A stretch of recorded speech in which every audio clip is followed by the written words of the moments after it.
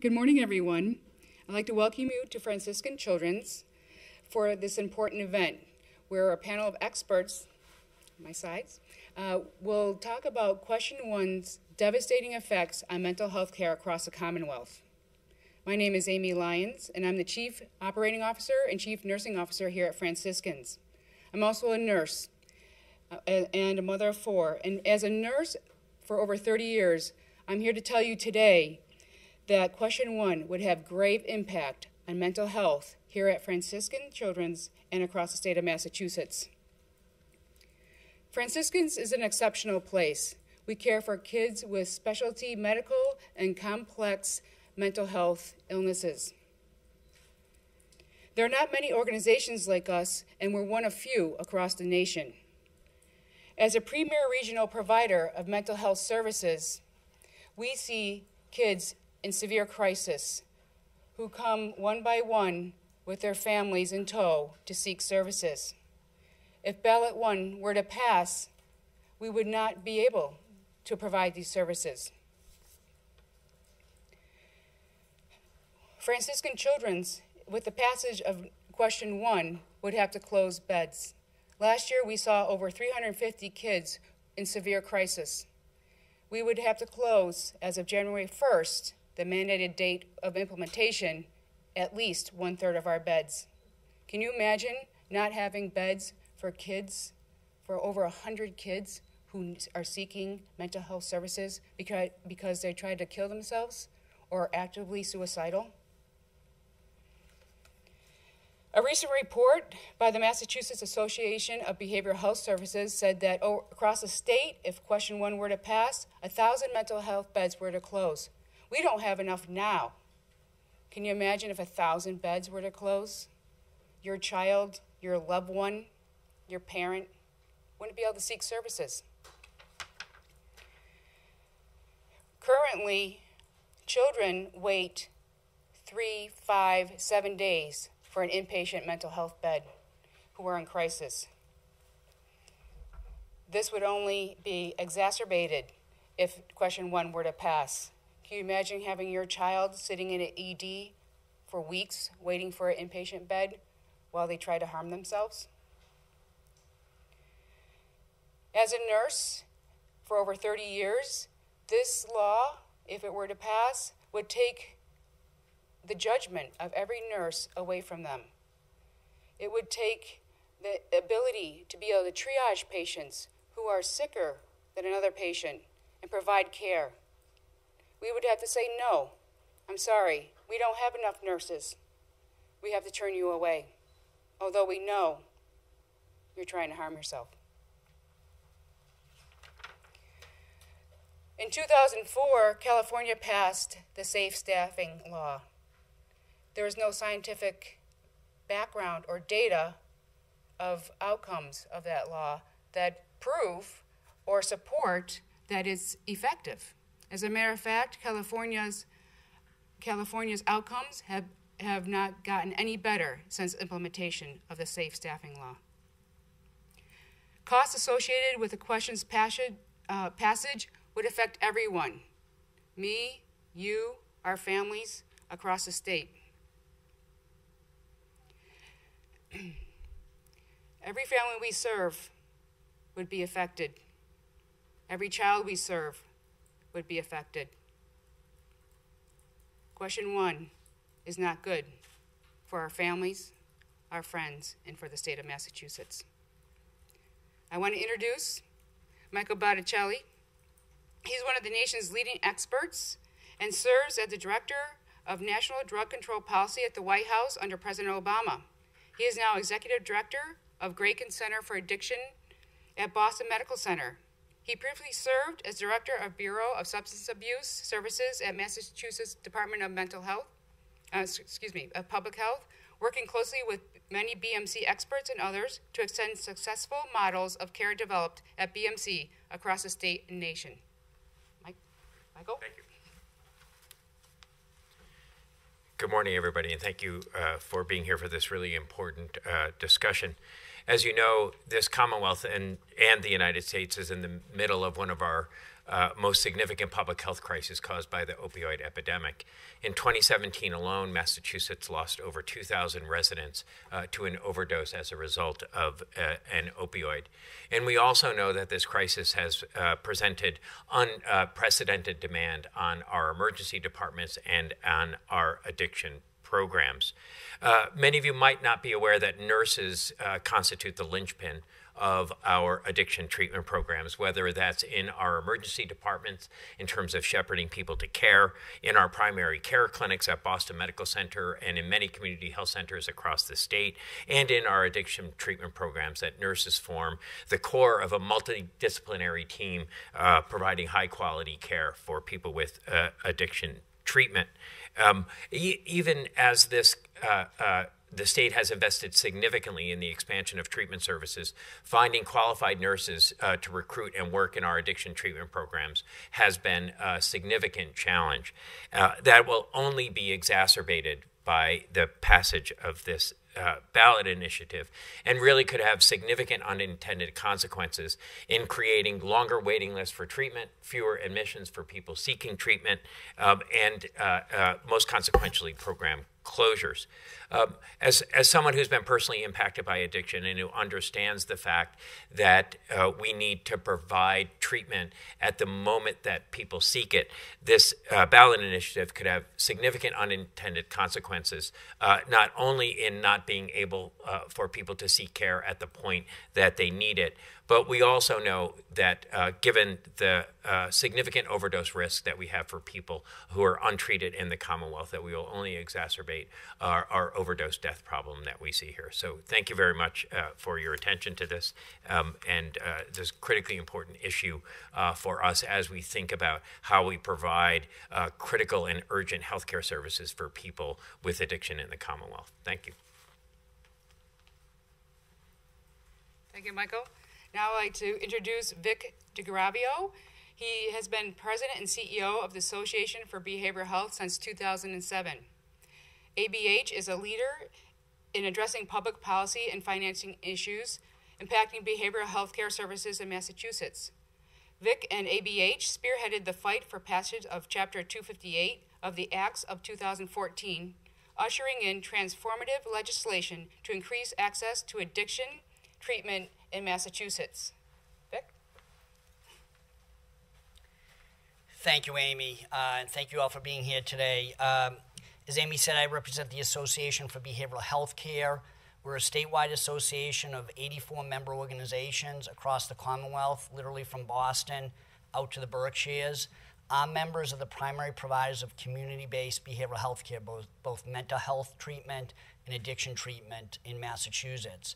The services our members provide are funded primarily by the Department of Mental Health, the Department of Public Health, Bureau of Substance Addiction Services, and Mass Health. Our members serve incredibly vulnerable populations who really have no place else to turn for care in community settings.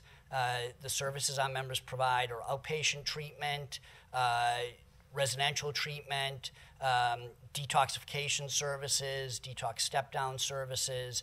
Many of the challenges Michael highlighted in the statistics he referenced in terms of the opioid epidemic, our members are dealing with every day. And our members already have more demand for treatment than they have the capacity to provide.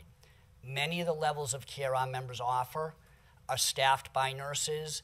Nurses play a critical part in whether it's a community-based detox, a DMH residential program, a opioid treatment program in the community.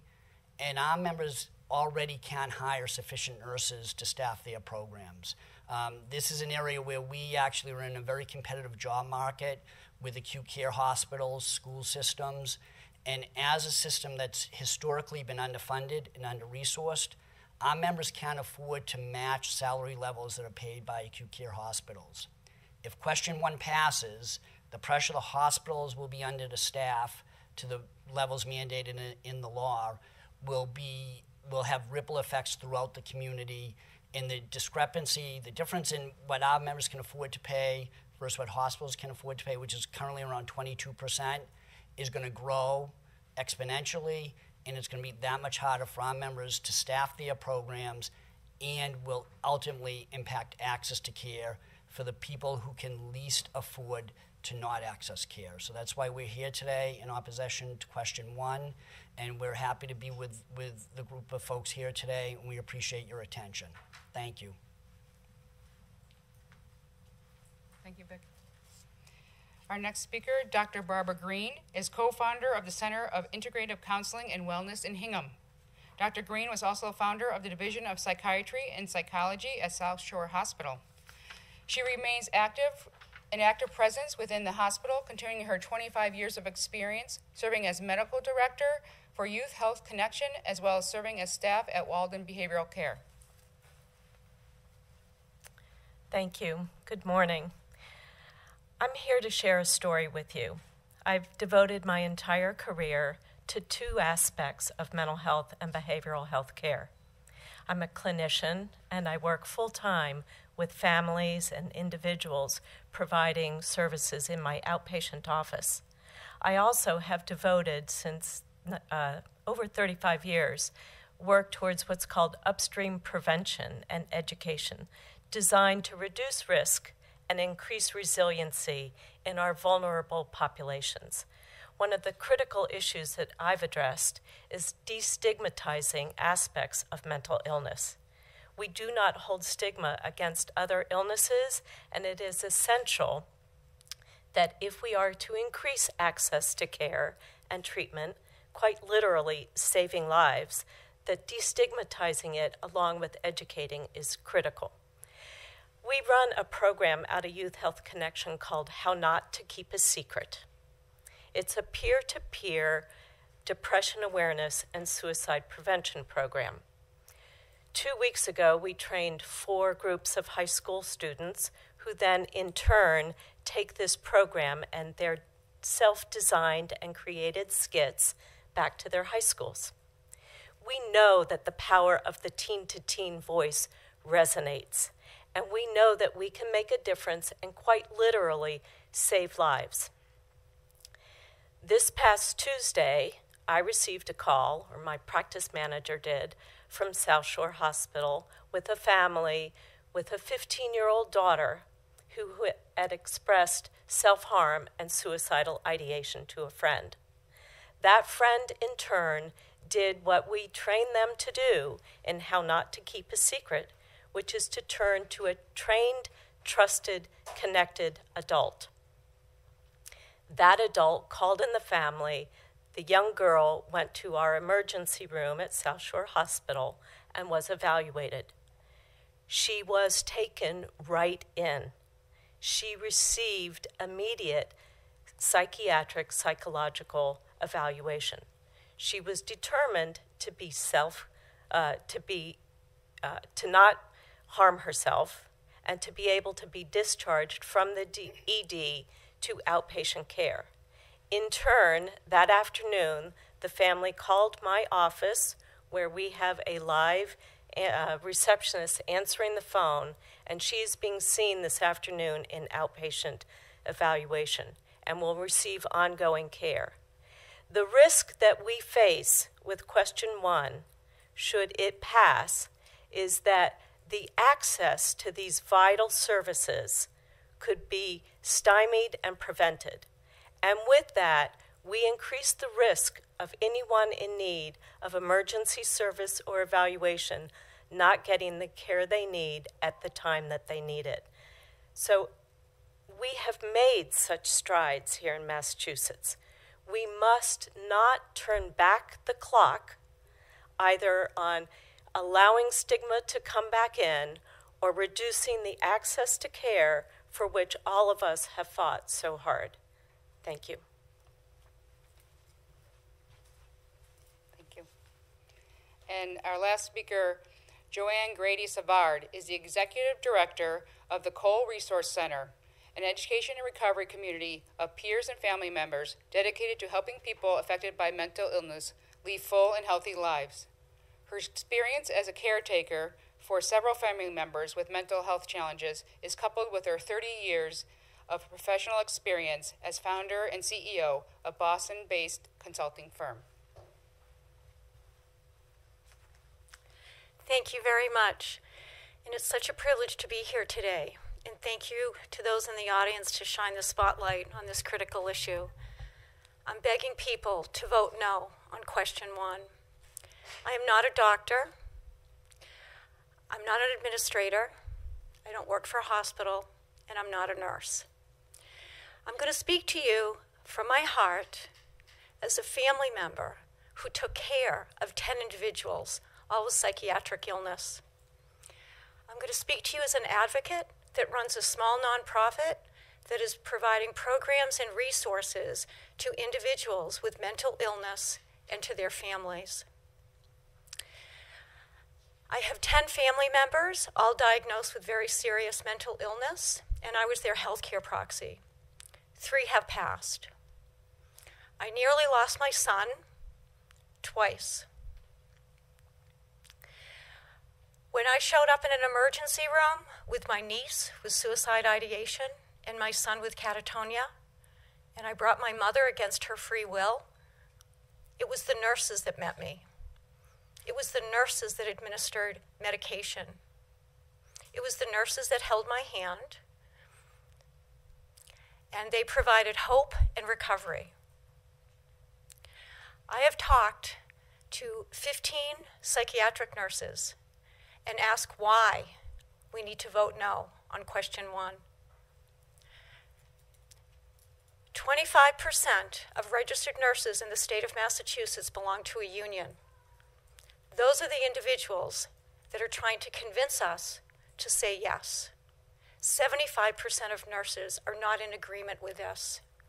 I can tell you firsthand that if question 1 passes, that there will not be nurses who watched over my son when he was catatonic and could not talk for 3 days.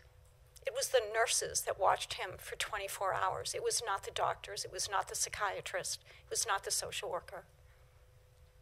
I run a small nonprofit, and I build programs for families who have loved ones with mental illness. And every day, I see individuals who are recently discharged from hospitals. They are the most disciplined, self-aware individuals I have ever met. If question 1 passes, there will be 1,000 beds lost, psychiatric beds lost in the state of Massachusetts. Currently, we have 2,800 beds. I have a family that I worked with over this weekend who called me with their son, age 23, who finally admitted he would get help. They went to an emergency room. He waited 3 days. Because of some doctors that I know, I was able to make some phone calls and get him admitted. During those 3 days, that mother texted me at least every 4 hours. They had a 24-hour watch on him, not with the doctors, it was the nurses. And she called every cousin and every aunt and uncle to stay with her for 3 days. I am begging you, please become educated, read the numbers, read the statistics, but follow your heart. Every one of us listening to this has a family member, a colleague, a cousin, a neighbor, or even yourself. 1 in 5 Americans are diagnosed with mental illness. 75% of mental illness is diagnosed before the ages of 28. 1 in 4 babies are born with some type of neurological challenge. I am begging you to vote no on question 1. Thank you.